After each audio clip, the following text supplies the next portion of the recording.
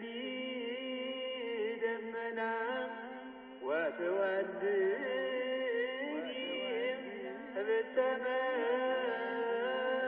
بالتمنى وتغمري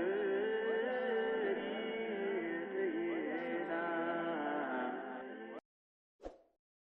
በስመ አብ ወወልድ ወመንፈስ ቅዱስ አሐዱ አምላክ አሜን። በምህረት በቸርነቱ እስከዚህ ሰዓት ያደረሰን አምላካችን ስሙ የተመሰገነ ይሁን። እንግዲህ ዛሬ የምንመለከተው በሙሴ ታሪክ ውስጥ የነገረ ክርስቶስን እንግዲህ ሙሴ ለአምላካችን ለኢየሱስ ክርስቶስ ምሳሌ ነበረ። እንግዲህ ከዮሴፍ ታሪክ ቀጥሎ የሚገኝ የመጽሐፍ ቅዱስ ታሪክ ነው የሙሴ ታሪክ። ለምንድን ነው? ዮሴፍ በግብጽ ገዢ ከሆነ በኋላ ወንድሞቹ መጡ፣ የሚያስፈልገውን ነገር ሰጣቸው። ከዛ በኋላ አባቴን ያዕቆብን ይዛችሁልኝ ኑ ብሎ አዟቸው ነበር። እየሰማችሁ ነው? ወዴት ይዛችሁ ነው? ወደ ግብጽ። ስለዚህ ያዕቆብ ልጅህ እኮ በሕይወት አለ፣ አልሞተም ነበር፣ እኛ ሸጠነው ነበር። አሁን መቼስ እንግዲህ ይህን ሳይናገሩ መውሰድ ስለማይችሉ ይቅርታ ብለው ጠይቀው ነገሩት። ልጅህን ወስደን ሸጠው ነው ነበር፣ አሁን የሀገር ገዢ ሆኖ ጠብቆናል፣ ና ብሎሃል ብሎ ነገረው። ያዕቆብ ወደ እግዚአብሔር ጸለየ። አዎ በዛ ለአንተ ያዘጋጀውልህ ነገር አለ፣ ሂድ አለው። ያዕቆብ ከነ ልጆቹ ከነ ልጅ ልጆቹ 72 ሰው ሆኖ መጣ ወደ ግብጽ ማለት ነው። ግብጽ መጣ። ዮሴፍን አገኘው። ዮሴፍ ወስዶ ከፈርዖን ጋር አስተዋወቀው። ሽማግሌ አባቱ ቢሆንም በወላጁ ሳያፍር ምንም ቢጎሳቆል እረኛ ነው። ልብ አድርጎ አባቱ እረኛ ነው። ዮሴፍ የሀገር መሪ ነው። የሚያቀርበው ለማን ነው? ለንጉሥ ነው። እንደው እንዳናልፋቸው ነው ነጥቦችን። ምንም ደረጃ ላይ ብንደርስ ወላጆቻችንን ማክበር እንዳለብን፣ ማፈር እንደሌለብን በወላጆቻችን፣ በቤተሰቦቻችን፣ በወገኖቻችን የመጣበትን አልረሳ ማለት ነው። የሀገር ንጉሥ ነው ግን እረኛ ነው። እንዲያባቱ እንዲባላል። ወንድሞቹም እረኞች ናቸው፣ ምንም ያልተማሩ ምንም የማያውቁ ናቸው። ግን አምጥቶ በቤተ መንግስት አስተዋወቃቸው። ከዚህ በኋላ አከበራቸው። ፈርዖን በጣም ትልቅ የሚሰፍሩበት አገር ሰጣቸው። በዛ በጣም ብዙ ሆኑ፣ በጣም ብዙ ሆኑ። ከረጅም ዓመት በኋላ ዮሴፍም ያዕቆብም በሙሉ ሁሉም ሞቱ፣ እድሜ ገታቸው ማለት ነው። ብዙ እስራኤላውያን በግብጽ ሲኖሩ ዮሴፍን የማያውቅ ፈርዖን ተነሳ ይላል። ማንን የማያውቅ? ዮሴፍን የማያውቅ። ልክ ሲነሳ ምን አለ? እነዚህ ግብጽ እስራኤላውያን በጣም ብዙ ናቸው፣ ከኛ እኩል የሆኑ ምንም አልቀራቸው በቁጥር። ነገ የሆነ ጠላት ቢነሳብን ከጠላቶቻችን ጋር ቢተባበሩ እኮ ሊያጠፉን ይችላሉ። ስለዚህ ከአሁን በኋላ አንድ ግብጻዊ ሲወለድ ወንድ ከሆነ አንቃችሁ ግደሉ ብሎ አዋላጆች ሰብስቦ አዘዛቸው። ሴት ከሆነች ቢያንስ ጦረኛ አትሆንም፣ አታስቸግርም ብለው ማለት ነው። ስለዚህ ወንድ ሲወለድ ወዲያው የያዛችሁ እዛው አንቃችሁ ግደሉ ብሎ ለአዋላጆቹ ነገራቸው። አዋላጆቹ ግን እግዚአብሔርን ፈሩ። ምንም ቢሆን አናደርገውም ይሄን ብለው እምቢ አሉ። ዝም ብሎ ይወለድ ነበር ወንድ። እዛ መጨረሻ ላይ መጥቶ ሲጠይቃቸው ለምንድን ነው ያልገደላችሁ ሲላቸው፣ አይ የእስራኤል ሴቶች እኮ ጠንካሮች ናቸው፣ አዋላጅ ባያስፈልጋቸው ወልደው እየጠበቁን ነው ምናምን ብለው መለሱለት። እና ይህን ጊዜ ምን አደረገ? አዋጅ አወጣ። ማንኛውም እስራኤላዊት ሴት ወንድ ልጅ ከወለደች ምን እንዲገደል። በዚህ ምክንያት በጣም ብዙ ሕፃናት ተጨፈጨፉ።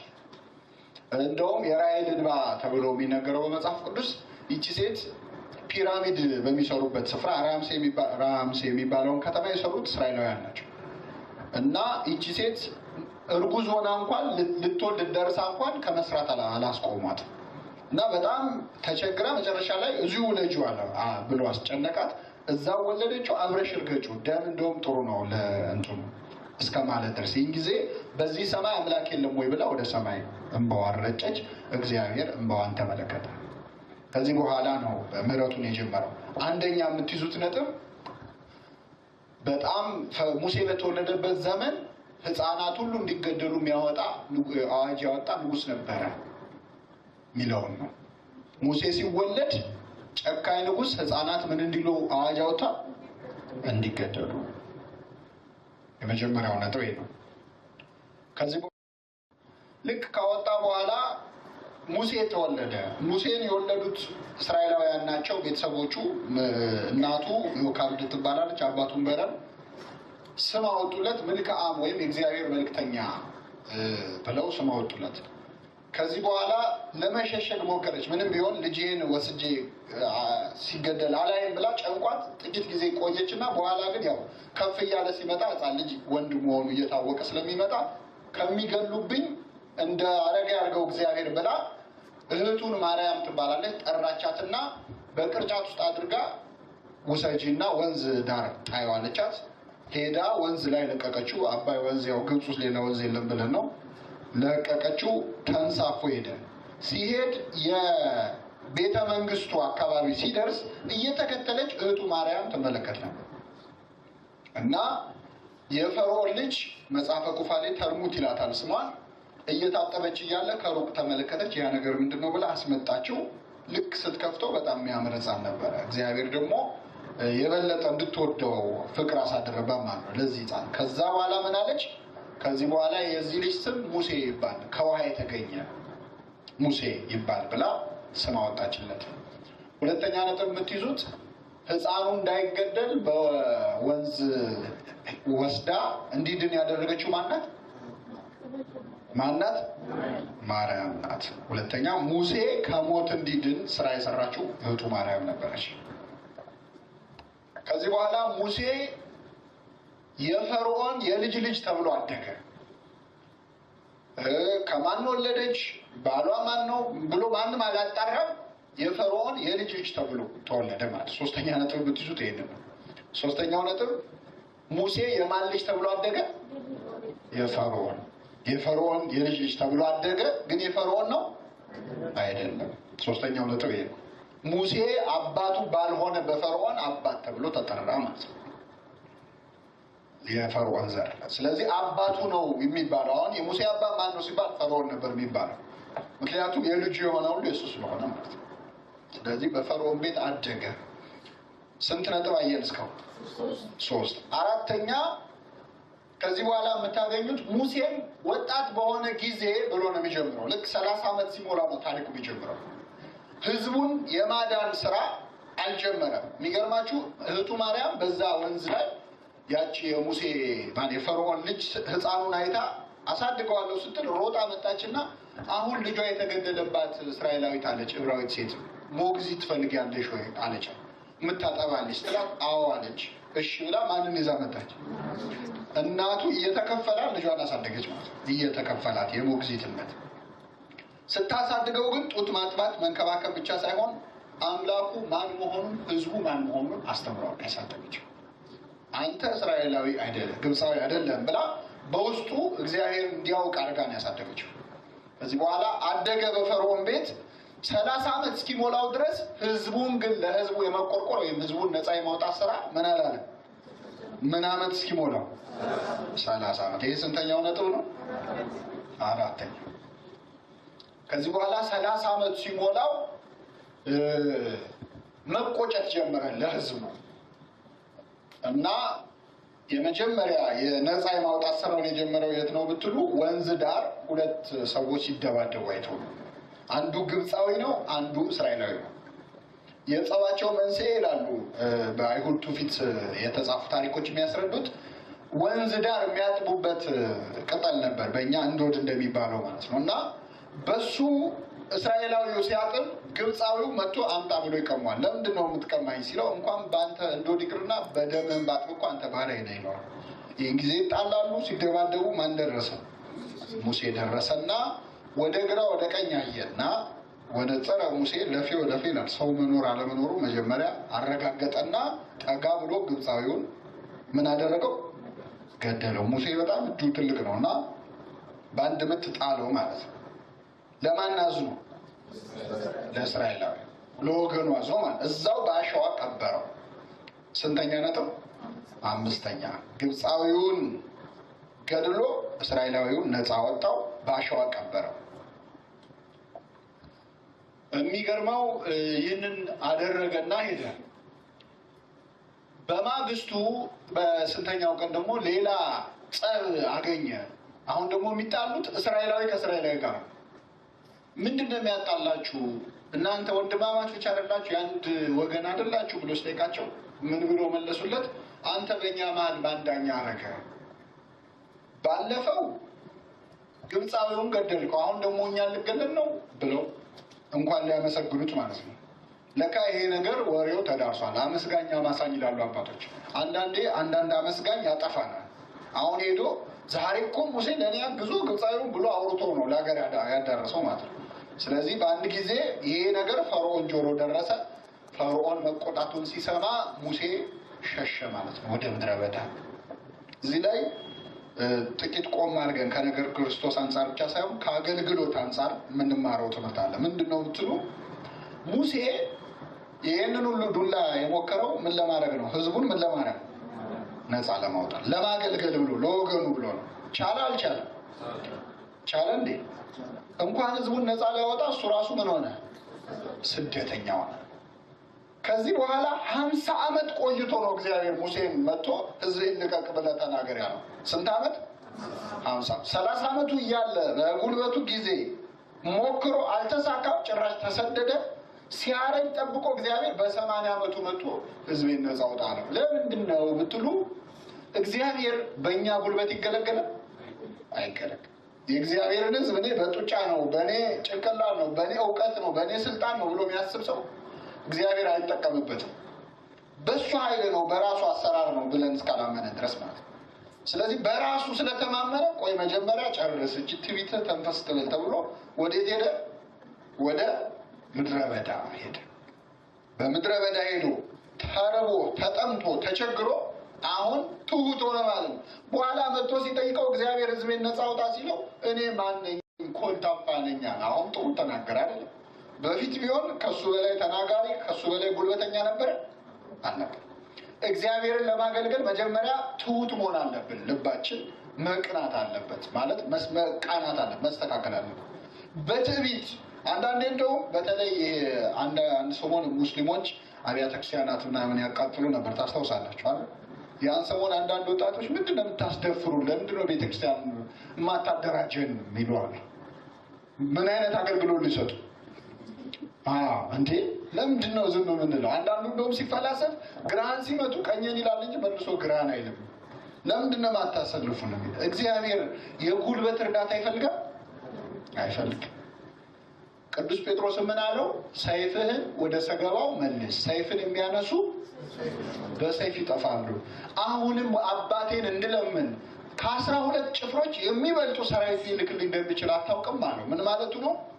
ጌታ በተሰቀለበት ዕለት በዕለተ ዓርብ 12 ጭፍራ ማለት እያንዳንዱ 10,000 ማለት አጠቃላይ 120,000 የአጋንንት ሰራዊት በዕለተ ዓርብ ጌታን በማሰቃየት ስራ ውስጥ ነበሩ። በሰው ልብ ውስጥ ማለት ጭካኔ እንዲያድር በማለት ጌታ ምን አለው? ከ12 ጭፍሮች ምን የሚሉ የሚበልጡ ብዙ ሰራዊትን ሊልክልኝ አይችልም ወይ? አሁን ይህን ማድረግ አቅቶኝ ነው ወይ? ጉልበት አጥቼ ነው ወይ? ስለዚህ እግዚአብሔር የጉልበት የኃይል እርዳታ ምን አይልም፣ አይፈልግም። ትሁት እንድንሆን ነው። እና ሙሴ ወደ ምድረ በዳ ሄደ። ይሄኛው ስንተኛው ነጥብ ይሆናል ማለት ነው? 8ኛው ነጥብ። ሙሴ 6 ነው። አይ ጥሩ ተሻሽላችኋል ቁጥር ላይ። ሌላ ጊዜ እናንተ ነበር የምታስቸግሩት። 6ኛው ሙሴ ህዝቡን ነፃ ለማውጣት ወዴት ሄደ? ወደ ምድረ በዳ ሄደ። ስራውን ከመጀመሩ በፊት ማለት ነው። ወደ ምድረ በዳ ሲሄድ ቀጥሎ የምታገኙት 7ኛው ነጥብ አንዲት ሴት ውሃ ስትቀዳ አገኛት። እሷና ሌሎችም ሴቶች ነበሩ። ይቺ ሴት እረኞች በጣም ያስቸግሯቸው ነበረች እና ሌሎቹንም ሴቶች እረኞች ውሃ በሚቀዱበት ስፍራ በጣም ያውቋቸው ነበር። ሙሴ እረኞቹን አባሮ ውሃ እንድትቀዳ ረዳት። የዚህ ሴት ስም ሲፓራ ይባል ነበር፣ ኢትዮጵያዊቷ ማለት ነው። በኋላ እናየዋለን። አገባት፣ የራሱ አደረጋት። በውሃ በምትቀዳበት ቦታ አግኝቶ ምኑ አደረጋት? የራሱ ሚስቱ አደረጋት። ይሄ ስንተኛ ነጥብ ነው? 7ኛ። ውሃ የምትቀዳ የነበረችዋን ሴት የራሱ ሙሽራው አደረጋት ማለት ነው። ስንት ደረሰ? 7 አይደለ? 7። ከዚህ በኋላ ሙሴ 80 ዓመት ሞላው፣ አረጀ። በሲና ተራራ ላይ አንድ ራእይ ተመለከተ። ይህን ነገረ ማርያም ስንማር አንስተነዋል። አሁን ባጭሩ ለዚህ በሚጠቅም ነጥብ ብቻ እንማረዋለን። እንግዲህ ባለፈው እንዳነሳውላችሁ የኛ ቤተክርስቲያን ስለ ነገረ ክርስቶስ ከሆነ ስለ ነገረ ክርስቶስ ታስተምራለች። በቃ ስለ ነገረ ክርስቶስ ብቻ። ነገረ ማርያም ከሆነ ስለ እመቤታችን ብቻ ታስተምራለች። ነገረ መላእክት ከሆነ ስለምን ብቻ? ስለ መላእክት። ይህን እያስተማረች እንዴ ያኛውስ የሚል ውዥንብር የለም በእኛ ቤተክርስቲያን ማለት ነው። እና ምክንያቱም መላእክቱም ቅዱሳኑም የክርስቶስ ናቸው። ሰማዕታቱም መከራ የተቀበሉት ምን ብለው? ማንም ብለው? አምላካችንን ብለው። ስለዚህ ስለ እነሱ ስንናገር ስለማንም እንናገር? ስለ ክርስቶስ። አንዲት ሴት አምጥታ ሽቱ አፈሰሰች ይላል። ሽቱ ሰብራ አፈሰሰች በእግሩ ስር። ታስታውሳላችሁ ይህን ታሪክ? የዚህ ሴት ታሪክ ዓለም ሁሉ ላይ መታሰቢያ እንዲሆን ይነገራል አለ አምላካችን። ምን ስለሰበረች? ሽቱ። አሁን ቅዱስ ጊዮርጊስ ሲሆኑ ደግሞ የሰበሩት ሽቱ ሳይሆን አንገታቸው ነው። ያፈሰሱት ሽቱ ሳይሆን ምናቸው ነው? ጠርሙስ አይደለም የሰበሩት። ስለዚህ እነሱ ደግሞ በደንብ ለብቻው ይነገራል። እሱም ብለው ስለሆነ ማለት ነው። እና ቀጣዩ ነጥብ ሙሴ ምን ተመለከተ? አንድ ዛፍ ላይ አንዲት ዕፀ ጳጦስ የምትባል ዛፍ ላይ እሳት እየነደደ ነው። ቀረብ ብሎ ሲያየው ግን እሳቱ ዛፉን አላቃጥለው። ዛፍ ደግሞ እንግዲህ እኛ እሳት ለማጥፊያ የምንጠቀመው እርጥብ ነገር ነው። እሳቱን ደግሞ ዛፉ ደግሞ እሳቱን ምን አላለው? አላጠፋው። ወይ አላጠፋው ወይ አላቃጠለው። እሳቱም እሳትነቱን ዛፉን አልለቀቀም። ምንድን ነው ብሎ ግራ ገብቶት ይሄን ነገር ልይ ብሎ ቀረብ ሲል ድምፅ መጣና ሙሴ ሙሴ ሆይ የቆምክባት ስፍራ የተቀደሰች ናትና ጫማህን ከእግርህ ምን በል አውልቅ። ይህን ጊዜ አወጣ፣ አናገረው ማለት ነው። እግዚአብሔር አናገረው። እንግዲህ ስንተኛ ነጥብ ነው? ስምንተኛ። ምን ሊለው ነው የፈለገው? ይሄ ቅጠል እላው ላይ እሳት ቢነድም እሳቱ አላቃጠለው፣ ቅጠሉም ደግሞ እሳቱ ምን አላለው? አላጠፋውም። ህዝቤ ላይ መከራ እንደ እሳት ቢነድባቸው እነሱም አልቅሰው ጮኸው ወደ እኔ ለምነው መከራውን አላጠፉትም። መከራውም እነሱም ፈጽመው ምን አይላቸው? አያጠፋቸውም። ተስፋ አትቁረጥ ነው የጊዜው መልእክት። ምስጢሩ ግን በኋላ እናየዋለን። ስንት አየን ማለት ነው? 8። ከዚህ በኋላ እግዚአብሔር ሂድና ያገለግለኝ ዘንድ ህዝቤን ልቀቅ ብለህ ለፈርዖን ንገረዋል። ሙሴ 4 ጥያቄዎች ጠየቀ። አሁን ከዚህ ትምህርት ውጭ ቢሆንም ያው የማይታለፉ ነጥቦች ስለሆኑ ለነገረ ክርስቶስ የሚጠቅመንን ያዝነው እንሄዳለን። የመጀመሪያው ጥያቄ ማን ነው ቢሉኝስ የሚል ነው። ማን ነው የላከ ቢሉኝስ አለ። እግዚአብሔር ነኝ እኔ አባቶቼ አብርሃም ይስሐቅ የያዕቆብ አምላክ እግዚአብሔር ነኝ በላቸው። አነ ውእቱ አነ ይላል ግዙ። እኔ ነኝ አለው እግዚአብሔር። በአማርኛው ላይ እኔ ነኝ ብቻ ስለሆነ ግልጽ አይሆንም። እንግሊዘኛውም ላይ አም አያም ወይም አነ ውእቱ አነ እኔ ነኝ ያለው። እኔ የሚለው የእግዚአብሔር ስም ነው። ቅዱስ ዳዊትም ሲያመሰግነው ምን አለ? አንተ ግን ማነህ? አንተ ነህ ብሏል። እኔ ነኝ ማለት የሚችል እግዚአብሔር ነው እና እኔ ነኝ አለና መለሰለት። ሁለተኛው ጥያቄ ባያምኑኝስ የሚል ነው። እሺ ሄጄ ነገርኳቸው ባያምኑኝስ ሲል ምን አለው? እጅህን አንሳና ብብቱ ውስጥ ከተተዋል። ከተተው። አውጣው አለው። ሲያወጣው ለምጽ ሆነ። መልሰህ ከተተው አለው። ከተተው። አውጣው አለው። ሲያወጣው ምን ሆነ? ደህና ሆነ። የያዝከው ምንድን ነው አለው። በትር ነው አለ። የያዝከው ምንድን ነው? እንግዲህ እግዚአብሔር የሚጠይቀው የያዘው እንደሆነ ሳይቀርቶ ሳይሆን ለማረጋገጥ ነው። አሁን የያዝከው በትር ነው አለ። በኋላ ስቀይረው እንድታውቀው ነው። የያዝከው ምንድን ነው አለው። በትር ነው። ጣለው አለው። ጣለው። ምን ሆነ? እባብ ሆነ። መልሰህ ምን በለው? አንሳው አለው። ምን ሆነ? በትር ሆነ። ተመለሰ ማለት የያዝከው ምንድን ነው ያለው? በትር ነው አይደል? አሁን እባብ ሆነ ለማለት ነው ጥያቄው። ከዛ በኋላ ምንድን ነው እንግዲህ መልሱ ይሄ ነው። በቃ ባያምኑኝ ስለሚለው እግዚአብሔር የሰጠው መልስ ይሄ ነው። ምን ሊል የፈለገው? ሙሴ እጁን ከተተ እንጂ እጁን አወጣ እንጂ እጁን ለምጽ ያደረገውም ከለምጽ ያጸዳው ማን ነው? እግዚአብሔር። በትሩን ወረወረ እንጂ በትሩን እባብ ያደረገው አነሳ እንጂ መልሶ በትር ያደረገው ማን ነው? እግዚአብሔር። አንተ ሄደህ ተናገር እንጂ ያምኑኛል አያምኑኝም ያንተ ጉዳይ አይደለም። የማሳምነው እኔ ነኝ ለማለት ነው እግዚአብሔር ያንዳሳይ። እዚህ ላይ 9ኛ የምትይዙት ነጥብ በትሩን ወረወረው። በትሩ ምን ሆነ? እባብ ሆነ። እባብ ሆነ። ይህንን ፈርዖን ቤተ መንግስት ገብቶ ሞክሮታል። ልክ ሲያደርግ ፈሩ መጀመሪያ። መልሰው ደግሞ ሳቁ። አይ ይሄማ ምትሃት ነው ብለው ጠንቋዮቹ ሞከሩ። የጠንቋዮቹ በትሮች እባብ ሲሆኑ የሙሴ እባብ የጠንቋዮቹን በትሮች እባብ ያደረጓቸውን ምን አደረገቻቸው? ዋጠቻቸው። ስለዚህ ዝም ብላችሁ ያዙትና በኋላ እናብራራዋለን። ስንት ነጥብ አየን እስካሁን? 9። ስንት ጥያቄ ጠየቀ እስካሁን? ሙሴ ስንት ጥያቄ ጠየቀ? 2። አንደኛ ምን ማን ነው ቢሉኝስ? ጥሩ ነው የሚያገለግል ሰው ማንን ነው የማገለግለው ብሎ መጠየቅ ያስፈልጋል። ሁለተኛ ባያምኑኝስ አለ። ሶስተኛው ጥያቄ እኔ አንደበቴ ኮልታፋ ነው አለ። ይሄ በጣም ጥሩ ነው አይደል? ለውጥ አይደለም? ጉልበተኛ ነኝ እኔን የሚያክል የለም ከማለት አሁን እኔ ኮልታፋ ነኝ አለ። ሙሴ ሆይ አንተ አንደበቴ ኮልታፋ ነው ትላለህ፣ አፍን የፈጠርኩትን ያደለው ወይ? ስለዚህ ወንድምህ አሮን አንደበት ይሆንልሃል፣ ንግግር አልችልም ሲል እሱ ይናገርልሃል አለ።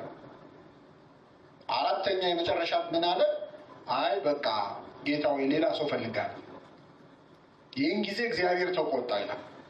ምክንያቱም ልናገለግል እግዚአብሔር ሲጠራን አይ እውቀት የለኝም ስንል ይነገረናል፣ ትምህርት ይሰጠናል። በአምኑኝ ሲል አይ ይሄ የኔ ስራ ነው ይላል እግዚአብሔር። ኮልታፋ ነኝ ስንል ጉድለታችን ይሞላዋል። አይ አልፈልግም ካለን ይቆጣል እግዚአብሔር። ይሄ ሁሉ ነገር ተሟልቶ አምላክን አላገለግልም ማለት አይገባም። ሌላው ሙሴ ያሳሰበው ምንድን ነው? እኔ ላገለግል ሲሄድ ልጆቼ ምን ይሆናሉ ብሎ አንዱን ልጁን ይዞ ወደ ግብፅ ሊሄድ ነበር። እግዚአብሔር ሊገለው ፈለገ ይላል። ለምን? ህዝቤን ከየት አውጣ ነው ያለው። ልጁን ይዞ ወደ ነው ሄደው። ጭራሽ ትጨምራለህ ወይ ሌላ ባሪያ ብሎ በጣም እግዚአብሔር ተቆጣ። ከዛ ምን ይበላሉ ብሎ ሲል በአይሁድ ትውፊት የተጻፈው ምንድን ነው? እጅን ወደ ባህር ውስጥ ከተተ አወጣ ነው። አወጣ ፈርክሰው አለው። የሆነች አለት ፈረከሳት። ሲፈረክስ ትል ቅጠል በቅሎለት እዛ ውስጥ ሲበላኝ ይህችን ትል የሚመግባት ማን ነው? እና ይህችን ትል ያደረሰው አምላክ እኔ አንተ እንዴት ረሳለሁ ያንተ ልጆች አለ። ከዛ ተነስቶ ሙሴ ሄደ፣ ወደ ፈርዖን ሄደና ያገለግለኝ ዘንድ ህዝቤን ልቀቅ ይልሃል እግዚአብሔር ብሎ ነገረው። ፈርዖን ሳቀ። ማን ነው እግዚአብሔር? እግዚአብሔርን አላውቅም ህዝቡንም አለቅም አለ። ስለዚህ አሁን ከእግዚአብሔር ጋር መተዋወቅ ያስፈልገዋል። አንድ 10 ማስተዋወቂያዎች ተካሂደዋል ማለት ነው። 10 መቅሰፍቶች በግብፅ ላይ የመጡት በዚህ ምክንያት ነው። ማን ነው ስላለ ማን እንደሆነ አሁን ማየት አለበት። የመጀመሪያ ተአምር ምንድነው ያደረገው ሙሴ? በትሩን ወደ ወንዝ፣ ያው የፈረደበት አባይ ነው፣ ሌላ ወንዝ የለም እዛ። አባይ ላይ ነከረው። ሲነክረው ውሃው ምን ሆነ? ደም ሆነ። የምትይዙት ነጥብ ስንተኛ ነው? 10ኛ። ሙሴ የመጀመሪያውን ተአምሩን በምን ላይ ነው ያደረገው? በውሃ ላይ። ሙሴ የመጀመሪያ ተአምሩን በውሃ ላይ ያደረገ። ይህን ጊዜ ያው ተጫጫሁ። ፈርዖን ይገርማቸዋል፣ በጣም ልበ ደንዳና ነው። ልክ ውሃው ደም ሲሆን ውሃ ሲጠማው በቃ ለቃለሁ ይላል። ሲስተካከልለት መልሶ አለቅም ይላል። እግዚአብሔር በእውነት ታግሶታል እስከ መጨረሻው ድረስ ማለት ነው። የኃይሉንም ጽናት ለማሳየት ህዝቡም በአምላካቸው ያላቸው እምነት እንዲጸና ስለፈለገ 10 ተአምራት ሲደረግ ፈርዖን በጣም አስቸግሯል። በጣም የሚገርማችሁ ምን ያህል ደንዳና መሆኑን የሚያሳየው ለምሳሌ እንቁራሪት ከተለቀቀበት በሙሉ አገሩ በሙሉ እንቁራሪት በእንቁራሪት ነው። አልጋው እንቁራሪት ነው የሚሆነው። የሚበላው ምግብ ውስጥ እንቁራሪት አለ፣ ሁሉ ነገር ውስጥ። ሙሴ መጥቶ በቃ ለቃለሁ ሲል እሺ መቼ ሄዱልህ እንቁራሪቶቹ ሲለው ነገ ጠዋት ይላል። አሁን እናንተ እንቁራሪት ዙሪያችሁ ከቧችሁ መቼ ሄዱላችሁ ስትባሉ መሸብት አሁኑ ነው። እሱ ግን ነገ ጠዋት ይላል። አብሮ ሊያድር ማለት ነው። ዛሬ እንደዚህ አይነት በቃ የተዘጋ ልብ ነበር። መጨረሻ ላይ ብዙ ከተሞከረ በኋላ ድርድር ለማድረግ ሞከረ። እነዚህ ነጥቦች በእውነት ላለመተው ነው እንጂ ቀጥታ ትምህርቱ አይደለም። ድርድሩ ምንድነው? ለሙሴ 4 ነገሮችን አቀረበለት። ምን አለው? እሺ ለአምላካችሁ ለእግዚአብሔር መስዋዕት ለማቅረብ ነው አይደል የምትሄዱት? በቃ እዚሁ ግብፅ ውስጥ እያላችሁ ሰው ለእግዚአብሔር የተሰው እዚሁ ግብፅ ውስጥ ሰው አለ። አይሆንም አለው ሙሴ። እሺ ርቃችሁ አትሂዱ ደግሞ አለ። ናፍቀውት ነው አይደል? ቢያንስ ርቃችሁ አትሂዱ፣ እዚሁ አትሰውሽ፣ ውጡና ሰው ግን ብዙ ርቃችሁ አትሂዱ። አይሆንም አለ። ሶስተኛ እናንተ ሂዱና ሰው ወንዶቹ ሚስቶቻችሁና ልጆቻችሁ እዚሁ ይቅሩ አለ። አይሆንም አለ። ምን ቀረው? ከብቶቻችሁ፣ እንስሳቶቻችሁ፣ ንብረታችሁ፣ ገንዘባችሁ እዚሁ ይቅርና እናንተ ሂዱና ሰው እንኳን ከብቶቻችን አለ አንዲት ሰኮና አይቀርም እዚህ። ሰኮና ታውቃላችሁ አይደል? እግራቸው አይቀርም እዚህ አለ። ከዛ በኋላ ተናደደና ፈርዖን ካሁን በኋላ ፊቴን እንዳታያለው ሙሴ ወይ ጥሩ ብለሃል፣ ካሁን በኋላ እውነትም አታይም አለው። እውነትም አላየም። የሚገርማችኋል ሞተ። ከዛ በኋላ ፈርዖን እውነትን ነው አታየኝም ካሁን በኋላ አለ። ይህ ለምንድን ነው ያነሳነው? ፈርዖን የዲያብሎስ ምሳሌ ነው ለእኛ ለክርስቲያኖች። ግብፅ ዓለም ናት። እኛ ሙሴ እንግዲህ አንድ ክርስቲያን። ሰይጣን ምንድን ነው የሚያደርገው? ለእግዚአብሔር መስዋዕት እንዳንሰዋ ይፈልጋል። በጣም ካስቸገር ነው ግን ከየት ሳትወጡ ሰው ይላል? ከግብፅ ሳትወጡ። ምን ማለት ነው? ከኃጢአት ሳትለዩ፣ ከክፉ ስራ ሳትለዩ የፈለጋችሁትን ለእግዚአብሔር አቅርቡለት፣ ብቻ ግን ከኔ አትሂዱ ይላል ሰይጣን። ይሄ በምሳሌ ሲገለጽ ጥንቆላ የሚያምነው ሰው በአዳም ልኮን ሳያቆም የዓመቱ ቅዱስ ገብርኤል እንዲደግስ እዛው አንዳንድ ጠንቋዮች እንደውም ሲያምታቱ ምን ያደርጋሉ? እዛው ጥንቆላ ቤት ጸበል የገብርኤል የሚካሄዱና አንድ ነን ለማለት እኮ ነው። ሰው እንዲዘበራረቅበት ማለት ነው። ራሱ አይጠመቅም። እንደኛን የሚያጠምቀው መጀመሪያ ራሱ ነው መጠመቅ ያለበት፣ ሰይጣን ሰፍሮበት። ለምንድን ነው እንዲህ የሚያደርገው ዲያብሎስ? የሚዘፍነው የሚጨፍረው ሌላ የባዕድ አምልኮ ስራ የሚሰራው ሰው ባዕድ አምልኮን ሳይተው እግዚአብሔር እንዲያገለግል ስጋውን ደሙን እየተቀበለ ሌላ አምልኮቱ እንዲቀጥል። ሰይጣን ምን ቸገረው? ከግብፅ ሳይወጣ የሚቀርብ መስዋዕት እግዚአብሔር ይቀበለው? አይቀበለው። ለነገሩ ለተንኮል ነው። ፈርዖንም ሀሳቡ ምንድነው? ጥጃ ነው እስራኤላውያን የሚሰዉት። ግብፃውያን ደግሞ የሚያመልኩት ጥጃ ነው። አምላካቸውን ሲያርዱባቸው ሲያቃጥሉ ሲያዩ ዝም ይላሉ? አይ። እና ወደ እኛም ህይወት ሲመጣ አንዳንዴ ሰይጣን ወደ እግዚአብሔር ስንመጣ ከሱ ሳንለይ እንድንመጣ ይፈልጋል። የሚጨፍረው ጭፈራውን፣ የሚዘፍነው ዘፈኑን፣ የሚሰክረው ስካሩ። አይዞ እግዚአብሔር መሐሪ ነው። አሁን መሐሪ ነው። ምን ጥያቄ አለው? የእግዚአብሔር ምሕረት እኮ መጠን የለውም። የእኛ ኃጢአት የእግዚአብሔር ምሕረት ሊስተካከል ይችላል? አይችልም። በአንድ ውቅያኖስ ላይ አንድ ጠብታ ደም ጠብ ብናደርግ ውቅያኖሱ ደም በደም ይሆናል? አይሆንም። የእግዚአብሔር ምሕረት እንደ ውቅያኖሱ ነው። የእኛ ኃጢአት የጠብታውን ያህል። እንዲህ ነው የምናስበው። ምሕረቱን ማወቅ ማለት ግን ደግሞ አሁን ይሄ ሲባል ጠብታ ነው እንደ ቆይ በደንብ ልጨምረው ጠብታ ከሆነ እንዳንላደረ። ግን ደግሞ እግዚአብሔር ከኛ የሚፈልገው ደግሞ አለ፣ መስዋዕትነት አለ። እሱም ብለን መምጣት ማለት እሱ ነው። አሁን በእኛ ቤተክርስቲያን ትልቅ የተቸገርነው ምንድን ነው? ገንዘቡን ከሰጠ አንድ ሰው ዓለም ላይ የፈለገውን ቢያደርግ ወደሚል አይምሮ እየመጣ ይህን የምታዩት። ለምሳሌ አሁን አንድ ዘፋኝ መዝሙር ማውጣት ቢፈልግ ችግር አለው እኛ ጋር ጠቅለና የሚለው አለ። ከስንት አንዴ ነው። ምን ችግር አለ? ወናፍቃን ጋር ግን ሲሆን ጠቅሎ ካልሄድ አይቻልም። የኛ ቤተክርስቲያን ሁለቱንም በአንድ አድርጎ የሚል ህግ አላት እንዴ? የላት። ይሄ የፈርዖን የዲያብሎስ ሐሳብ ነው። ከግብፅ ሳትወጡ ምን አቅርቡ? መስዋዕት። ሁለተኛው ብዙም አትራቁ ደግሞ አለ። ይሄ ደግሞ አንዴ መንፈሳዊ አንዴ ስጋዊ፣ አንዴ ታቦት አንዴ ደግሞ ጣዖት ሁኑ ማለት ነው። ይሄ ሰይጣን ሐሳብ። ውጪ ሌላ ህይወት ኖሮ ወደ ቤተክርስቲያን ስንመጣ ደግሞ መልአክ ምንድነው? እናንተ የዓለም ብርሃን ናችሁ ነው ያለው እንጂ ይሄማ በብርሃን የተሞላ ቤቱ ነው እኮ።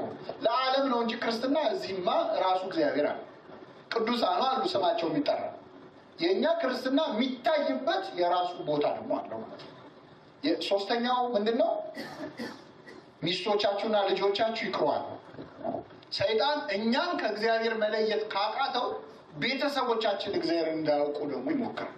አንዳንድ ወላጆች ወደ ቤተክርስቲያን ይመጣሉ፣ ልጆቻቸው እንዲሄዱ አይፈልጉ፣ ያስቀድሳሉ፣ ይቆርባሉ። ልጃቸው ስትጾም ሲያዩ ግን ምን ጎሎብሽ ነው አንቺ የምትጾሚው?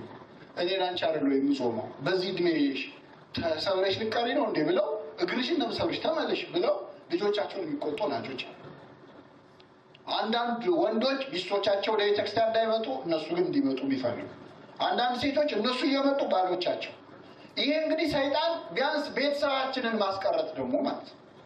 አንድ እግራችን ዓለም ላይ እንዲሆን ማለት የመጨረሻው ምኖቻችሁ ይቅሩን ያለው ፈርዖን ሌላው ደግሞ ንብረታችን ዓለም ላይ እንዲቀር፣ ንብረታችን ከኃጢአት ጋር የተያያዘ እንዲሆን ያደርጋል።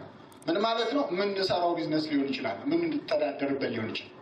ለምሳሌ አንድ ሰው ቡና ቤት ይኖረዋል። በዛ ቡና ቤት በጣም ብዙ ሴተኛ ዳሪዎች ይኖራሉ። ብዙ የሚሰራ ነገር ሊኖር ይችላል። ብዙ ሱስ ሊኖር ይችላል። ሰይጣን ይሄን ይወደዋል አይወደው? ይወደዋል። የነዛ እህቶች ነፍስ አይደለም? እነሱን ይፈልጋል አይፈልግም? ይፈልጋል። ምን ያደርጋል ሰይጣን ግን? ያ ሰው እየመጣ ይሳለማል፣ ያስቀድሳል፣ ይጸልያል፣ ይቆርባል። ግን የሚተዳደርበት ንብረቶቹ ወይም ደግሞ የስራው ዘርፍ ለዓለም ነው። አንተ ወደዚህ ናና ለዓለም ግን ስራ እንዳለ ይቆይ። ይህ ሁሉ የሰይጣን ነው። ንስሐ ከተገባ ደግሞ ጠቅሎ ነው። እነዛ እህቶች የሚሰቃዩት እዛ በሱስ የሚሰቃየው ነፍስ፣ ለእያንዳንዱ ነፍስ ማን ሞቶለታል? አምላካቸው ሞቶለታል። ይቆጨዋል። እነሱ ሞተውበታል፣ ጠፍተውበታል። እንደወጣ ይቅር የሚል አምላክ አይደለም። እና ፈርዖን እንደዚህ አይነት ሀሳብ ያቀርባል። ዛሬ ስንደራደር እንደ ሙሴ አንዲት ሰኮና አትቀርም ብሎ መደራል። ከዚህ በኋላ መቅሰፍቱ መጨረሻ ላይ የሆነው የመጨረሻው እግዚአብሔር ምን አላቸው? በግ ታርዳላችሁ። የምታርዱት በግ እስካሁን ስንት ነጥቦች አየን? 11ኛው በግ ረዱ አላቸው። የምታርዱት በግ የ1 ዓመት ይሁን እና ቀንዱ ያልከረከረ፣ ጥፍሩ ያላረረ፣ ያልዘረዘረ፣ ጸጉሩ ያላረረ ማለት በግ እንግዲህ እድሜው ሲጨምር የሚመጡ ነገሮች ናቸው። ንጹህ በግ ምረጡና ታርዳላችሁ አላቸው። ይህንን በግ አርዳችሁ ጠብሳችሁ ነው የምትበሉት። ወይ የተቀቀለ ወይ ደግሞ ጥሬው መብላታችሁ ነው። ጥብሱን ብቻ ብሉ። ስትበሉ ደግሞ ቶሎ ቶሎ ብሉ። ቶሎ ቶሎ ብሉት። 2 ወይም 3 ሆናችሁ ብሉት። ግን ቶሎ ቶሎ ብሉት። ወገባችሁን ታጥቃችሁ፣ ጫማችሁን አድርጋችሁ፣ በእጃችሁ በትራችሁን ይዛችሁ ብሉ። ስትበሉ ዝም ብላችሁ እንዳበሉት። መራራ ቅጠል ደግሞ ዝም ብሎ መብላት ሳይሆን በቅጠል በጣም በሚመር ቅጠል ብሉት። ከዛ በኋላ የበጉን ደም በበራችሁ በመቃኑና በጉበኑ ላይ ቀቡት። መልአከ ሞት ይመጣና ያልፋል። ያ ደም የተቀባበት ቤት ውስጥ ያለውን ማንኛውም ነገር አይነካም። ከበጉ ደም ውጪ ያለ ሰውም ይሁን እንስሳም ይሁን የበኩር ካገኘ ምን ያደርጋል? ይቀስፋል አላቸው። እሺ ያሉ። ያ ቀን አለ የእግዚአብሔር ፋሲካ ይሆናል። ያችን ቀን ከዛ በኋላ አዲስ ዓመት እያላችሁ እስራኤላውያን የሚያከብሩ ከዛ ቀን ነው። አሁንም ድረስ መከራ ያለው እኛ ሌላ ፋሲካ አይተናል። ፋሲካችን ክርስቶስ ምን ብሏል ነው የሚለው? ታርዷል ነው የሚለው። እነሱ ያንን እያከበሩ ነው አሁን። እና ይህንን አዘዛቸው። ይህንን አደረጉ። መልአከ ሞት መጥቶ የግብፃውያን አንድ ሳይቀር፣ እንስሳት ሳይቀር፣ ሰው ሳይቀር የበኩር ልጅ በሙሉ ቀሰፈ። እስራኤላውያን ግን የበጉን ደም በመቀባታቸው ከዚያ መቅሰፍት ምን አሉ? ዳኑ ማለት ነው። አሁን ፈርዖን በጣም ደነገጠ። አሁን ገና ባይሉ መጣ። ለምን ብትሉ ራሱ ፈርዖን የበኩር ልጅ ነው። ልጁ ሞተ። የልጁ ሳያንስ እሱ ራሱ ምንድን ነው? በኩር ነው። አሁን ወደ ራሱ ስትመጣ ጉዳዩዋ በሉ ውጡልኛል፣ አሁኑ ከዚህ ውጡልኛል። 12ኛው ነጥብ እስራኤላውያን ምን አደረጉ? አበድሩን ብለው መጠየቅ ጀመሩ። ስጡን፣ ወርቅ ስጡን፣ ምን ስጡን፣ ንብረት ስጡን ብለው ግብፃውያን ሲጠይቋቸው ኧረ ብቻ እናንተ ሂዱ እንጂ ብለው ሰብስበው ሰጣቸው። አንድ ሳይቀር ስንት ዓመት የለፉበትን ንብረት ጥርግርግ አድርገው ግብፅን ያለ ሀብት አስቀርተዋል። ተነስተው ወጡ። ግብፅን ጠራርገው ምን አደረጓት? ባዶ አደረጓት። ይሄ ስንተኛው ነጥብ ነው? 12ኛው። ከዛ ወጥተው ሄዱ። የኤርትራ ባህር ደረሱ። የኤርትራ ባህር ሲደርሱ ከፊት ባህር ነው። ፈርዖን ቆጨው። እንዴ እነዚህ ሰዎች ለቅቄያቸው ማምለጣቸውን ንብረቴን ይዘው ብሎ ያዳቆነ ሰይጣን ይላሉ አባቶቻችን። እና አርፎ ቢቀመጥ ይሻለው ነበር። ተነስቶ መጣ። ሰራዊቱን አስከትቶ እያሳደዳቸው ነበር። ይህን ጊዜ ጮሁ እስራኤላውያን ሙሴ ላይ፣ ልታስጨርሰን ነው ወይ የመጣኸው? በሰላም ከምንኖርበት ሀገር አውጥተህ በምድረ በዳ ልታስፈጀን ነው ወይ ብለው ጮሁበት። ሙሴ ዝም በሉ፣ ዛሬ እግዚአብሔር ለእናንተ የሚያደርገውን ማዳን ታያላችሁ አላቸው። ከዛ በኋላ ባህሩ ነገሩን መጣው። ከዛ በፊት መልአከ እግዚአብሔር ቅዱስ ሚካኤል ነው እንግዲህ የእስራኤል ጠባቂ። እዛው ዘጸአት 14 ላይ በግልጽ ተቀምጧል። ከፊት ሄድ የነበረው መልአክ ይላል። ሚካኤል በብሉይ ኪዳን የእስራኤል ጠባቂ ነበር። ቅዱስ ገብርኤል ደግሞ የአዲስ ኪዳን ነው። እና ምንድነው ያደረገው? መልአኩ ብርሃን ሆኖ ከለከላቸው። ፈርዖን እና ሰራዊቱ ወደየት እንዳያልፉ ወደ እስራኤላውያን። ቅዱስ ሚካኤል እስከ መጨረሻ ያደርሷቸዋል። ቀን ቀን ደመና እየሆነ ራሱ ሚካኤል እንደ ጥላ ሆኖ ፀሐይ እንዳይመታቸው ይጠብቃቸዋል። ማታ ማታ ራሱ ቅዱስ ሚካኤል የብርሃን አምድ ሆኖ ደግሞ ይቆም ነበር። መብራት ሆኖላቸው ያድር ነበር ማለት እና እስከ መጨረሻው አደርሷቸዋል። እግዚአብሔር ለእስራኤል የጠበቀው ለእስራኤል ሲባል ለሕዝቡ ብቻ ሳይሆን መጀመሪያ ለያዕቆብ ለራሱ ነው። ምን አለ ያዕቆብ የልጅ ልጆቹን ሲመርቅ? ከሕፃንነቴ ጀምሮ የጠበቀኝ ከክፉ ነገር ያዳነኝ መልአክ እነዚህን ሕፃናት ይባርክ ብሎ ነበር። ከክፉ ነገር ምን ያለ ያዳነኝ መልአክ ሚካኤልን ነበር። ይኸው የእሱ የልጅ ልጆች በሙሉ የተጠበቁ በሱ እና እስራኤላውያን ሙሴ ባህሩን መታው። ሲመታው ባህሩ እንደ ግድግዳ ቆመ። ባሕረ ግርምተ አረፍተ ገብረ። ቅዱስ ያሬድ ምን አለ? የሚያስፈራውን ባህር ግድግዳ አደረገው። ከዛ በኋላ እስራኤላውያን በደረቅ መሬት ተሻግረው ለመጀመሪያና ለመጨረሻ ጊዜ ያቺ መሬት ፀሐይ አየች። ከዛም በፊትም ከዛም በኋላ ፀሐይ አይታ አታውቅም። ተሻግረው አለፉ። ልክ ሲጨርሱ ይሄ እዚህ ላይ የበራውን ብርሃን እንዲሰወር አደረገው። ቅዱስ ሚካኤል ተሰወረ። ሲያዩ እየገቡ ነው። በባህር ውስጥ ተሻግረው ሊወጡ ነው። ፈርዖንና ሰራዊቱ ተጠቃለው ገቡ። ገብተው ሁሉም ሲጨርሱ ከዚህም ከዛም ባህሩ ተዘጋ። ፈረሱና ፈረሰኛው በባህሩ መካከል ምን አደረጋቸው? አሰጠማቸው። እስራኤላውያን እግዚአብሔርና ባሪያውን ሙሴን ፈሩ ይላል። በእግዚአብሔርና በባሪያው በሙሴ አመኑ ይላል። በቅዱሳኑ ማመን ማለት በእግዚአብሔር ማመን ነው። በእግዚአብሔርና በባሪያው በሙሴ ምን አሉ? አመኑ፣ ፈሩ። ይህን ጊዜ መዝሙር ተዘመረ። ንሴብሖ ለእግዚአብሔር ሱቡሐ ዘተሰብሐ። እግዚአብሔርን ምን እንበለው? እናመስግነው። ምስጉን ነው፣ ተሰገነ። እግዚአብሔር ተዋጊ ነው፣ ስሙም እግዚአብሔር ነው። ፈረሱና ፈረሰኛውን በባህር መካከል አሰጠመ እያሉ ዘመሩ። ይህንን መዝሙር የዘመረችው የሙሴ እህት ማን ነበረች? ማርያም ነበረች። 13ኛ ነጥብ እህቱ ማርያም የምስጋና መዝሙር ዘመረች። ነፃነታቸውን በማወጅ ማለት ነው። ከዚህ በኋላ እስራኤላውያን ወጡ፣ ከግብፅ ሄዱ። ረጅም የሚገርመው ህዝቡ በጣም አስቸጋሪ ህዝብ ነው። ይገርማቸዋል።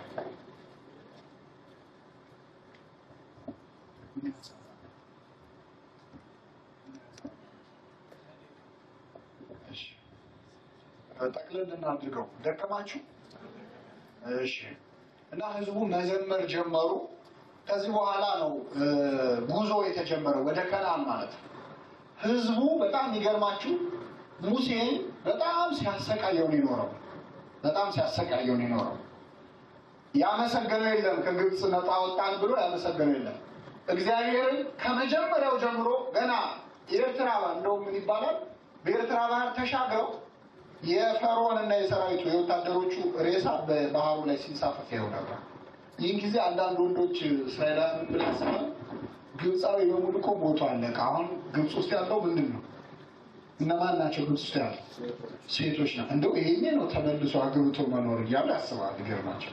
እዛው እኮ ነው ገና እዛው አድኗቸው ማለት። ከዛ በኋላ ደግሞ በጣም ሙሴን አስመርረውት ነበር። አንዴ ከሀገራችን ከግብፅ ነቅለህ አውጥተህ እዚህ ምድረ በዳ ላይ እያሉ በጣም ያማርሩት ነበር። ሙሴ ግን ይታገሳቸው ነበር። የሚገርመው ሙሴ ሊወግሩት ተነሱ ይላል 13ኛው ነጥብ። ሙሴን ምን ሊሉት ተነሱ? 14ኛው ሙሴን ምን ሊሉት ተነሱ? ሊወግሩት ተነሱ።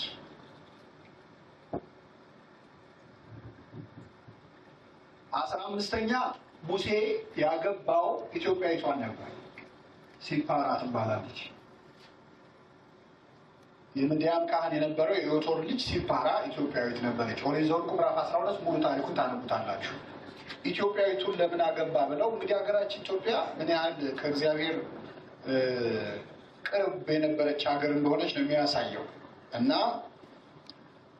ምንም እንኳን እስራኤላውያን ባንባልም እግዚአብሔር ከእስራኤል የተሻለ ቦታ በመጽሐፍ ቅዱስ ለኢትዮጵያ ሲሰጥ እናያለን። እኛ አሁን ለራሳችን አንሰጥ ብለን ነው እንጂ እግዚአብሔር ግን ሰጥቶ ነበር።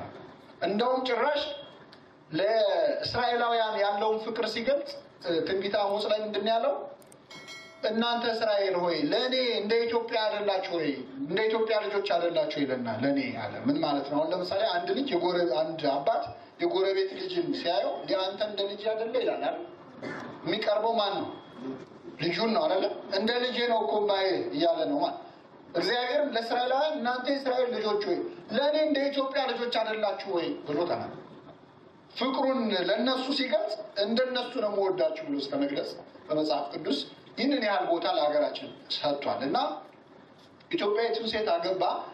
ለምን ከአህዛብ ወገን ማለት እስራኤላዊ ካልሆነ ወገን ለምን አገባ ብለው አምተውት ነበር። ሙሴ በጣም ተቃውሞት ነበር። ይሄ ስንተኛው ነጥብ ነው? 15ኛ ነጥብ። ከእስራኤል ወገን ያልሆነች ለምን አገባ ብለው ተቃውሞት ነበር።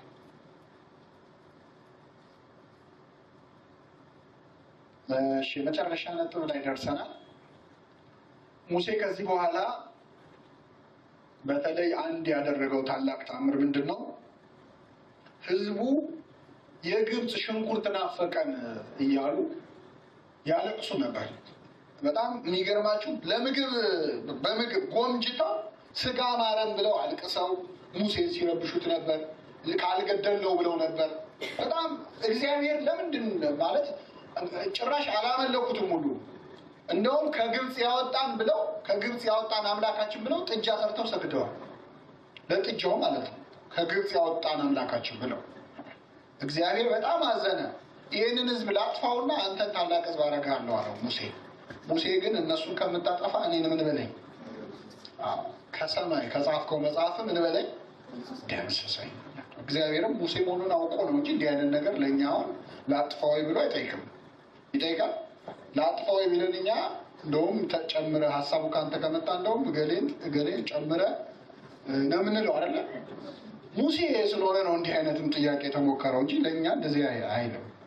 ምክንያቱም ሰው በራሱ ተነሳሽነት እገሌን አጥፋል እያለ እኮ የሚጸልይበት ዓለም ላይ ነው ያለው። እንኳን እግዚአብሔር ሀሳቡን አቀርቦት ማለት ካመጣኸውማ ከአንተ ከመጣማ ብለን ብዙ ነገር ነው የምንለው። እና እግዚአብሔርም ስላወቀው ነው ሙሴን እንዲያማልድ እንዲለምን ስለፈለገ ነው። እግዚአብሔር ቅዱሳኑ እንዲያማልዱ ስለሚፈልግ እንጂ እነሱን ሳያማክር የፈለገውን ማድረግ ያቅተዋል? አያቅተው። እና መጨረሻ ላይ በአንድ ወቅት በጣም ውሃ በተጠሙ ጊዜ እግዚአብሔርን ስም እጅግ አቃለው ስለተናገሩ እባብ አምጥቶ እግዚአብሔር እንዲነደፉና እንዲሞቱ አደረጋቸው። የበረሃ እባቦች እንግዲህ በቅጣት ነው በምድረ በዳ የሄዱት። ግን እግዚአብሔር ለምንድን ነው ህዝቡን በምድረ በዳ የሚያንከራትተው? ባጭሩ ወደ ሀገራቸው እንዲገቡ ማድረግ ይችላል አይችልም? ይችላል። ውሃ ባለበት ጥሩ ለም መሬት በሆነበት በዚህ እየበሉ በዚህ እየጠጡ አረፍ እያሉ ጥላ ላይ እየተኙ መሄድ እንዲችሉ ማድረግ ይችላል አይችልም? በምድረ በዳ የመራቸው ለምንድን ነው? ማን መሆኑን እንዲያውቁ። በውሃ ላይ ቢሄዱማ አይ ምን እግዚአብሔር መራን፣ መንገዱም እኮ ጥሩ ነበር ይላሉ አይደል? ጥሩ ነበር፣ በግራ ውሃ ነበር፣ ወንዝ ነበር። እኛ እግዚአብሔርን ላለማመስገን መቼ ሰበብ አናጣም። ግን ብዙ አማራጮች ነበሩ። ለምኖ ሰው ከበሽታ ሲድን እግዚአብሔር አዳነኝ ላለማለት አይ ለነገሩ የዚህ ሀገር ሕክምና እኮ ለየት ያለ ነው አይደል? አይደለ? የዚህ ሀገር መድኃኒት ጥሩ ነው። አሁን ምን አለ? ማን ነው ፈዋሽ? ላለማመስገን እኮ ነው። ላለማመስገን እሱ አረገልኝ ላለማለት። ስለዚህ ምን አረጋቸው? ውሃ ባለበት ሳይሆን ከአለት ላይ ምን እያፈለቀ ውሃ፣ ያም አለት ክርስቶስ ነበር ይላል እናየዋለን በቦታው። ውሃ እያፈለቀ ከድንጋይ ላይ ማለት ነው። ድንጋይ ላይ ውሃ የለም፣ ያው ከዚህ ያፈለኩላቸው። ይህን ማድረግ እንደሚችል እያሳያል። እባብና ጊንጥ ባለበት ቦታ የሚገርማቸው 40 ዓመት ሲሄዱ ልብሳቸው አላለቀ፣ ጫማቸው አላለቀ፣ በትር አልወደቀ፣ ጫማ አላለቀ ይላል። አንድም ነገር ሳይጎድልባቸው አምላካችን አደረሰ። በህይወታችን በምድረ በዳ እንድንሄድ ማለት በመከራ እንድናልፍ የሚያደርገው እግዚአብሔር አልጋ በአልጋ እንድንሄድ ማድረግ አቅቶት አይደለም፣ እንድናውቀው ነው። እኛ እንደውም ሲመቸን እግዚአብሔር መኖሩን እናውቃለን፣ እንረሳዋለን። አቤት ስንት ሰው ነው በበሽታ ምድረ በዳ እግዚአብሔርን ያወቀ? ማን ነው እግዚአብሔር የሚሉ ሰዎች እኮ ታመው ቅዳሴ ጸበል ቀጅ ያሉን በቤተክርስቲያን ሆኗል አሉ። ምን ያስፈልጋል ቤተክርስቲያን ሄዱ የሚሉ ሰዎች ጸበል አስተባባሪ ሆኖ አላየንም? በበሽታ አስተዋወቃቸው። ሥርዓትህን እማር ዘንድ ያስጨነቀኝ ለመልካም ሆነልኛል። ወደ እሱ እንድንመጣ እግዚአብሔር አንድ ቁጥጫ ይኖረዋል፣ ወደ እሱ ለመሳብ ማለት ነው። እና ህዝቡ እንዲያደርጎ ነው የመራቸው። በእባብ ተነደፉ። ሲነደፉ ሙሴ ምን አለው እግዚአብሔር? በትር ማን ነው ትልቅ እንጨት ትከልና አለው። የናስ እባብ ስራ፣ በነሐስ ማለት ነው። እባብ ስራና ያንን እባብ ስቀለው በምኑ ላይ? በእንጨቱ ላይ። ያንን እባብ ያየ ሰው ምን ይላል? ይድናል። የናሱን እባብ ያየ ሰው መርዙ ይወጣለታል፣ ይድናል አለ። ጳጳሳት አባቶቻችን የሚይዙትን በትር አይታቸዋል? ትልቁ ማለት ፓትሪያርኮች ማለት ነው። አሮዌ ብርት የሚባል በላዩ ላይ እባብ አለ። እንደው አይቶ ምንድን ነው የእባብ እንኳን ማለት አያስፈልግም። እና ለዲዛይን አይደለም ወይም ሌላ ነገር አለ። ያ እባብ እና የተደረገው ምሳሌነቱ የክርስቶስ ስለሆነ እነሱ እናየዋለን። ስለዚህ ያንን እባብ አድርጋለው አደረገ። የሞቱ ሰዎች ያንን እባብ ሲያዩ ዳኑ፣ ተነሱ፣ ነቁ። ወደ እባቡ ዞር ሲሉ በጣም ደግሞ ጭራሽ ማየት የማይችሉበት የታመሙት ነው የዳኑት። የሞቱ ደግሞ ሰዎች ከእባቡ ስር ቃጭል ይመታ ነበር። ያን ቃጭል የሰሙ ሰዎች በድምፁ ምን አሉ? ዳኑ። እና በዚህ መልኩ እስራኤላውያን ወደ ከነዓን ወደ ምድረ ርስት መጥተዋል። ባጭሩን ተርጉሙ አይደለ? እናንተ ናችሁ የምትተረጉሙት። የመጀመሪያው ምንድን ነበረ? ሙሴ ሲወለድ ጨካኝ ንጉሥ ተነስቶ ሕፃናትን ምን ይል ነበር? ወደ ነገረ ክርስቶስ ሲተረጉሙ ይህ ምንድን ነው? አዎ ጌታ ሕፃን ሆኖ ሳለ ሄሮድስ የተባለ ጨካኝ ንጉሥ ሕፃናት ጨፍጭፏል። ሁለተኛ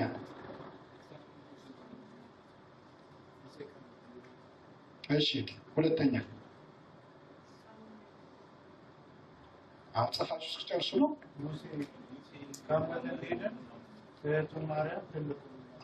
ሙሴ እንዲድን ማናት ያደረገችው? ጌታንስ በስደት ይዘው የሄደችው ማናት? እመቤታችን ናት። ሶስተኛ ግን የፈርዖን ልጅ ነበረ? አልነበረም። አባቱ ባልሆነ የእሱ ልጅ ተብሎ ተጠራ። ጌታ አባቱ ተብሎ ሲጠራ የነበረው በማን ነው? የዮሴፍ ልጅ ነው? አይደለም። ሌላ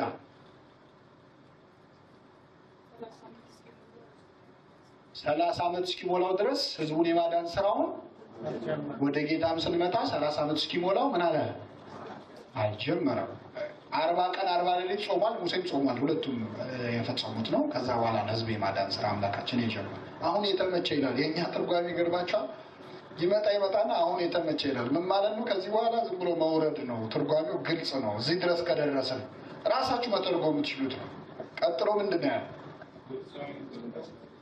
ግብፃዊውን ገሎ። ግብፃዊው የዲያብሎስ ምሳሌ ነው። እስራኤላዊው የኛ የክርስቲያኖች ምሳሌ ነው። የኛ የሰው ልጆች ማለት ነው። ሙሴ የማን ምሳሌ ነው? የክርስቶስ ምሳሌ ነው። የቀበረበት አሸዋ የመስቀሉ ምሳሌ ነው። አምላካችን መድኃኒታችን ኢየሱስ ክርስቶስ ዲያብሎስን ገድሎ እኛን እስራኤላውያንን ምእመናንን ማለት ነው ክርስቲያኖችን የሰው ልጆችን ከግብፅ ሲኦል ናት ከሲኦል ባርነት ምን አደረገ? ነፃ ወጣን። ዲያብሎስንም ሆፃባይር ወይም የባህር አሸዋ የተባለው መስቀሉ ነው። በመስቀሉ ምን አደረገው? ቀበረው ማለት ነው። ቀጥቅጦታ ነው። ቀጣዩ ምንድን ነው?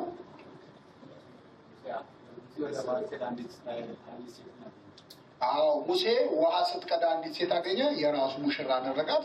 ዮሐንስ ወንጌል ምዕራፍ 4 ሳምራዊቷን ሴት ታስታውሳላችሁ። ከውሃ ዳር አገኛት አምላካችን። ብዙ ነገር ብትለውም ታግሶ በመጨረሻ አንዴ ውሃ ጠጭኝ ነው ያላት።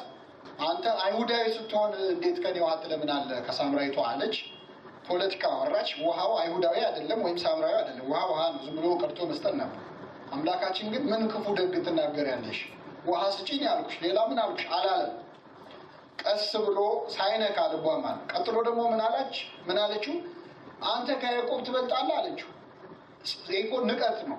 አንተ ከሷ ትበልጥም ነው። የያዕቆብን አምላክ ነው እንዲህ እያለች ያለችው። እንዴት ትይኛለሽ አላለም። የራሱን ክብር ሳይጠብቅ ዝም ብሎ ሰማ። መጨረሻ ባል የለኝም አለች።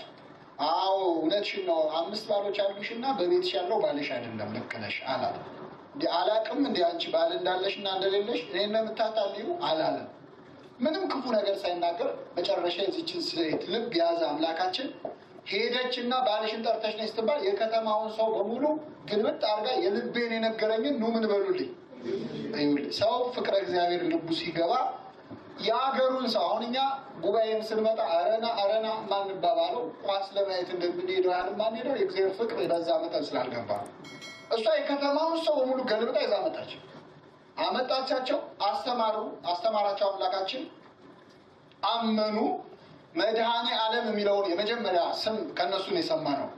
ኢየሱስ ክርስቶስ የዓለም መድኃኒት መሆኑን አውቀናል፣ አምነናል አሉ። አንቺ ነግረሽን አይደለም አሏት። ደግሞ የእሷ ተማሪ ላለመባል እኮ ነው። ሴት ናት ያስተማረቻቸው እንዳይባሉ አንቺ ነግረሽን አይደለም እኛ ራሳችን አይተን ነው አሉ። እሷ ግን ምንም አላለችም። ሰማዕት ናት። ቅድስት ብርስፌኒያ ወይም ፓንቶኒ፣ ቅድስት ፓንቶኒ የሚለው በውጭ ሀገርም አብያተ ክርስቲያናት አላት። ሰማዕት ሆና ነው የሞተችው። ስለዚህ ይህችን ሴት ሙሴ በውሃ ዳር ያገኛትን ሙሽራው እንዳረጋ ሚስቱ እንዳደረጋት የዚህችንም ሴት ነፍስ የራሱ የክርስቶስ ሙሽራ አደረጋት ማለት ነው በውሃ ዳር። ቀጥሎ ያለው ምንድን ነው?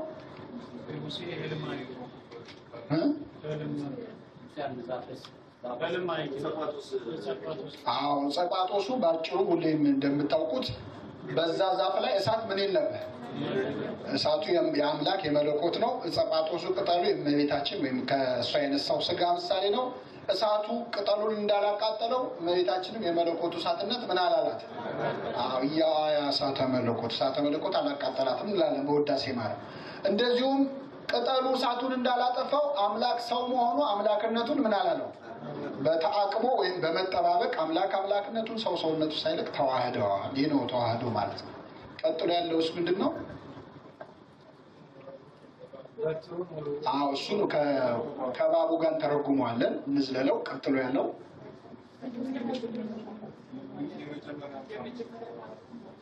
በውሃ ላይ ያደረገ ይሄን ለጌታ አስተረጉሙት።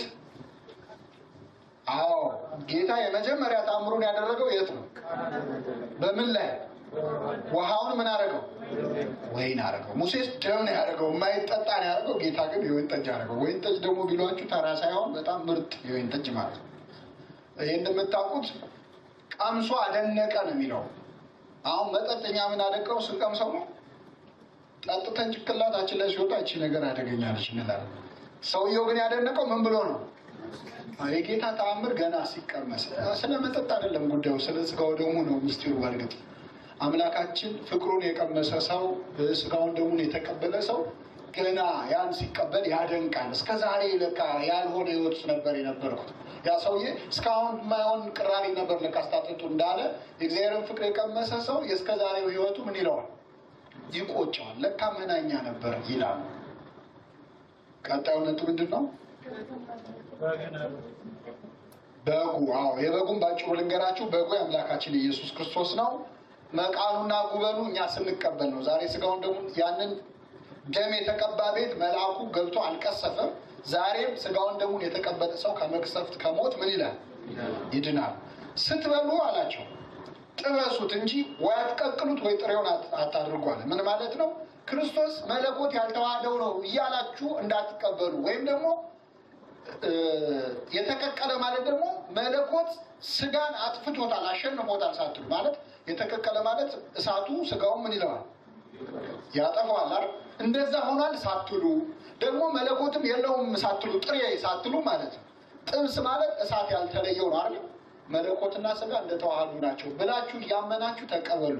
ስትቀበሉ በመራራ ቅጠል ብሉ አለ። ስጋውን ደሙን ስንቀበል ዛሬ መራራ የሆነውን የክርስቶስን መከራ ምን እያለን ነው? እያሰብን ነው። ቶሎ ቶሎ ብለዋል። ስጋውን ደሙን ቶሎ ቶሎ መቀበል ሁልጊዜ ያስፈልጋል። ሳትሞቱ በፊት ማለት ነው። ወደኛ ሲመጣ ጫማ አድርጋችሁ ወገባችሁን ታጥቃችሁ ማለት ኤፌሶን መልእክት ሂዱና አንብቡ። ቅዱስ ጳውሎስ የጽድቅን ዕቃ ጦር ልበሱ ብሎ ጽድቅን እንዴት እንደምንለብስ የወንጌልን ጫማ ተጫሙ፣ ዝናር ታጠቁ፣ የሰላም ወንጌልን እያለ ይዘረዝረዋል። እንደዛ ሆናችሁ ተቀበሉት ማለት ነው። የቀረ ነጥብ አለ እዚህ ላይ እና ይህ የእግዚአብሔር ፋሲካ ነው የሚለውን ቅዱስ ጳውሎስ ፋሲካችን ክርስቶስ ታርዷል ብሎ ተርጉሞታል። ዛሬ ቤተክርስቲያናችን በየዕለቱ ይህን ስጋውን ደግሞ ታቀብለናለች። የሚገርማችሁ ምን ያህል እንደው ነገረ ክርስቶስ የገባት ቤተክርስቲያን ሆና የምታዩት የስቅለት ዕለት ከስግደት በኋላ የሚዘመረው መዝሙር ንሴብሖ ለእግዚአብሔር የሚለው ነው። የሙሴ እህት የዘመረችው ከግብፅ ሲወጡ የዘመረችውን እኛ ከሲኦል ወጥተን የለ እሱ መዝሙር ማለት ነው። ቀጣዩ ነጥብ እሱ መሰለኝ። ከግብፅ እቃቸውን ተረከው እስራኤላውያን እቃቸውን ዘርፈው ግብፅን ባዶ አደረጓል። አምላካችን ነፃ ሲያወጣን ሲኦል ምን ሆነ? ባዶን የቀረው የለ ሰይጣን ባዶ እጁን የቀረው ነው። እሺ አሁን ማርያም ነው።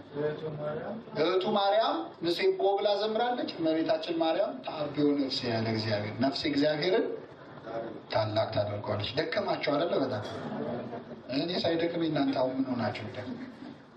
ስንተኛው ነጥብ ደረሰ? 15ኛው። እሺ 15ኛው ምንድን ነው? ሊወግሩት ተነሱ። አምላካችንም ከአብርሃም በፊት ነበርኩኝ ብሎ ሲነግራቸው ጌታ ከአብርሃም ትበልጣለህ ሲሉት እውነት እላቸዋለሁ 50 ዓመት አልሞላህም አሉት ጌታ።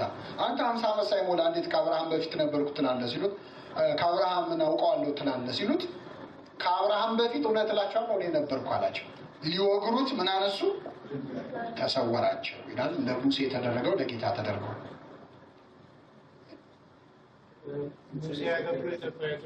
አዎ አሕዛብ አገባህ ብለው ተቃውሞታል። አምላካችን በአይሁድ ከነበረው ተቃውሞ አንዱ አሕዛብን መቀበሉ ነው። የመጣው ለሕዝብ ብቻ ሳይሆን ለምንም ጭምር ነው። ለአሕዛብ ለእስራኤል ብቻ ሳይሆን ከእስራኤል ውጭ ላሉትም ጭምር ነው። እሱ ቁጥር ውስጥ አልገባም። እሺ ቀጥሎ ያለው የናስ እባብ ነው አይደል? ይሄ መጨረሻው ነው። የናስ እባብ ነው እንጂ የተሰቀለው እባብ ነው እንዴ? መርዝ ያለው የትኛው ነው? የናሱ ነው ወይስ ያኛው እባብ? በዛኛው እባብ ጥፋት ይሄኛው መርዝ የሌለበት እባብ ተሰቀለ። አምላካችን በራሱ በዚህ ነው የመሰለው። የዮሐንስ ወንጌል ምዕራፍ 3 ላይ ሙሴ በምድረ በዳ የናስ እባብን እንደሰቀለ የሰው ልጅ እንዲሁ ሊሰቀል ይገባዋል አለ። ራሱን ነው። ምን ማለቱ ነው? የናስ እባብ መርዝ የለውም። አምላካችንም ምንም ኃጢአት የለበትም። በዛ እባብ ጦስ ይሄኛው እንደተሰቀለ በሰው ልጅ ኃጢአት ምክንያት አምላካችን ስለኛ ምን አለ? ተሰቀለ። ያዩት ሁሉ ዳኑ። የማየት ያልቻሉ ደግሞ ምኑን ሰምተው? ቃጭሉን ሰምተው ያዩት ዳኑ ማለት ሐዋርያት ናቸው። ጌታ ሲሰቀል ያዩት በዛ ዘመን ያሉት ድነዋል። ቃጭሉን የሰማነው ደግሞ እኛ ነን። ጌታ ተሰቀለ።